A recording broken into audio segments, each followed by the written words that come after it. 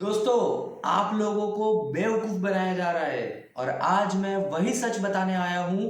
कोई financial influencer जो आपको नहीं बोलेगा। सब लोग हेडलाइन देखकर नाच रहे हैं कि विशाल मेगा मार्ट ने 46% प्रॉफिट जंप कर दिया है। पर क्या आपने सोचा है कि अगर इतना ही कमाल का रिजल्ट था तो स्टॉक मार्केट पे इस पे थप्पड़ क्यों मारा? स्टॉक 6% गिर गया और इन्वेस्टर्स के करोड़ों रुपए एक दिन में साफ हो गए। सच तो ये है कि ये 46% ईयर ऑन ईयर प्रॉफिट वाला फिगर सिर्फ एक चमकदार पर्दा है जिसके पीछे एक बहुत बड़ा खतरा छिपा हुआ है। असलियत देखनी है तो क्वार्टर ऑन क्वार्टर नंबर देखो, जहां प्रॉफिट 303 करोड़ से गिरकर सीधा 168 करोड़ रह गया है। ये 46% की गिरावट है दोस्तों, कोई छोटी मोटी बात नहीं है। कंपनी के चमचे बोलेंगे कि अरे सर, फेस्टिव सीजन खत्म हो गया था इसलिए नंबर्स कम है। पर क्या फेस्टिव सीजन सिर्फ विशाल के लिए खत्म हुआ था? बिजनेस का मतलब होता है कंसिस्टेंसी, और यहाँ तो ग्राफ सीधा पहाड़ से नीचे गिर चुका है। हम बात करें दोस्तों कि मार्केट के बड़े प्लेयर्स को यहाँ पे पता चल चुका है कि विशाल का वैल्यू रिटेल वाला जादू अब धीरे धीरे खत्म हो रहा है।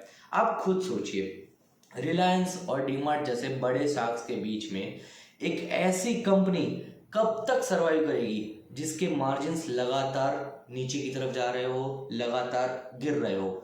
इनका एबिडिटा मार्जिन 14% से गिरकर 13.6% पर आ गया है। इसका सीधा मतलब है कि धंधा करने की कॉस्ट यहाँ पे इनकी बढ़ रही है और मुनाफा कम हो रहा है। ये जो 74% प्राइवेट लेबल का ढोल बजाए जा रहे हैं, ये भी एक डबल एज स्वॉर्ड है।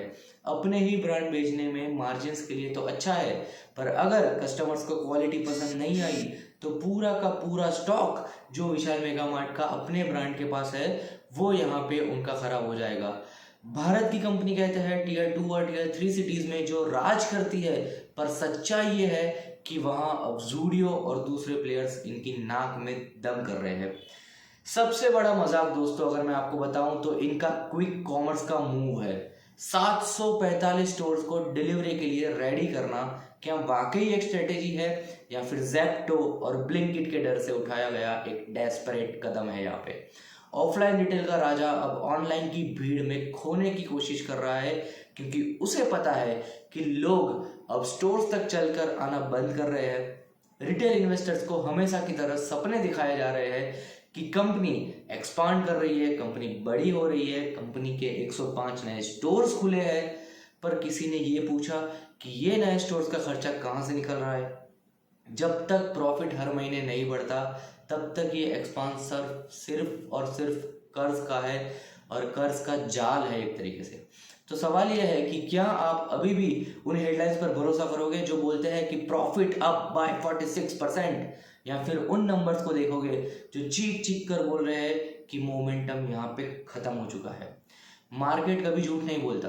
अगर रिजल्ट के बाद स्टॉक गिरा है तो उसका मतलब है कि दाल में कहीं ना कहीं कुछ तो काला था, या फिर पूरी दाल ही काली थी।